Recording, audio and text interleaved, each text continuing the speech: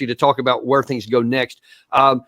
You mentioned just before we came on air that a lot of the things that happened on October 7th actually were started to really reach a boiling point before that. And I remember even during the summer paying attention to that before all this happened, that there was huge protests. There was, I think, somewhere around 200 Palestinians that were killed by Israeli either settlers or the security forces. Lots of anger that was boiling up. And so what actually happened on October 7th couldn't have been a surprise to too many people. But I wonder if you can kind of start from there about what you saw during the summer that caused you to even start writing this book, and then what happened actually to October 7th. Well, in fact, you had a conjunction of events that happened since the late 2022 and in 2023. First of all, you had ongoing negotiations for the release of prisoner. The Israeli have about 5,000 Palestinian prisoners, among which you have about 1,000, more than 1,000, about 1,300 that have been in prison without any charge. And there were discussions in the late 2022 to have, through Qatar, to have the release, to negotiate the release of those prisoners. And in the late 2022, the Israeli government decided to stop this negotiation. And that was one of the first elements. Another element that came also at the same time, and in fact happened all during the whole 2023, is the problem of the Haram al-Sharif. Haram al-Sharif, or the Temple Mount, is the place where you have the Mosque of Al-Aqsa. Now, what we have to understand is that there is a project, an ultra-Orthodox project that has been started a few years ago, that aims at building the third Temple of Solomon. And the construction of this temple requires the destruction of the Al-Aqsa Mosque.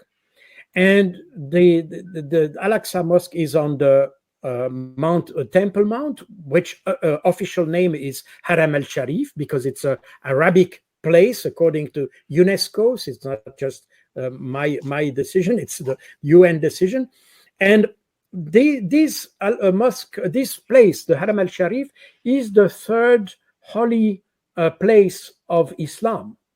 And that means that destroying this mosque would be a catastrophe for the whole Islam. And you had many riots on the Temple Mount during 2023 between ultra-Orthodox and Palestinians in order to solve or trying to find a solution to this problem. And that's the reason, by the way, why this operation is called Operation Flood of Al-Aqsa.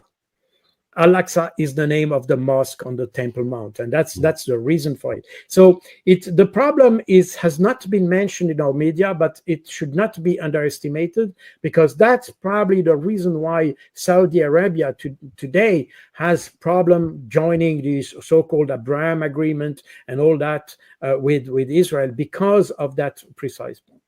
Then you had another problem, and we will discuss that when we talk about the organization of Hamas, that you have in the Gaza Strip, you have Hamas rules the place, and it has not just a military force there. It has also a complete administration with welfare services and social services, provide school and all that. So it's like a state.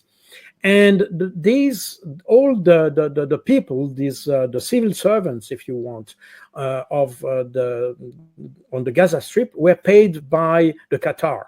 And for some reason, and to be frank with you, I have no idea why this was stopped, but the Qatar stopped to pay the wages of those civil servants, and that created a lot of troubles. And when was that? When did they stop paying them? That was in July. That was in May, July last year. And then at that point, you had the Israeli army, the Israeli military intelligence, who said that this starts to be the boiling point, and from that point we may have a big problem. And in fact, the problem was anticipated by the Israeli intelligence, because they noticed that there was a conjunction of issues that were coming all at the same time. And in addition to that, what you had in the West Bank was the extension of the settlements. And the new government, or the government of Netanyahu, which is right-wing, as you know, in fact has declared that the settlements in the West Bank are declared as national value.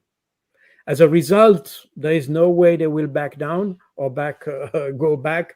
This will continue, and in fact it has continued, and it had led to several clashes between Palestinians and the Israeli forces. And for that reason, by the way, on the 7th of October, you had forces that were basically dedicated to the monitoring and the surveillance of the Gaza Strip, who had been sent to the West Bank because of the rising tension on the area. And that's why, in fact, that's probably the reason why the Hamas decided to attack on the 7th of October, because they were probably less military presence. I don't know if it was a coincidence. So I'm curious if the Israeli, whether it was the Shin Bet or Mossad or just whatever, any other kind of military folks, if they recognized in the summer that things were reaching to a boiling point, especially after Qatar stopped the payments, and that caused a lot of internal strife, how could they have been so shocked on October 7th?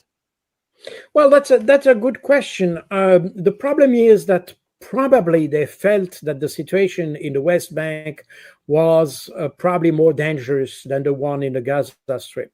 And wow. In fact, you have to realize that in the West Bank, the settlers and the Israeli forces are in contact with the Palestinians.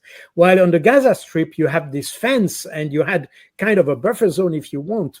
So probably that's the reason why they considered that the situation in the West Bank was probably more dangerous. And for that reason, they had to deploy more troops there. In addition to that, the West Bank is a huge area, while the Gaza Strip is a rather small area, which is probably easier to control.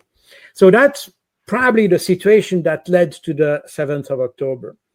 Now, an important thing is that we have also to remember that the Palestinian resistance is fully legitimate. And I think it's important because people tend to forget that.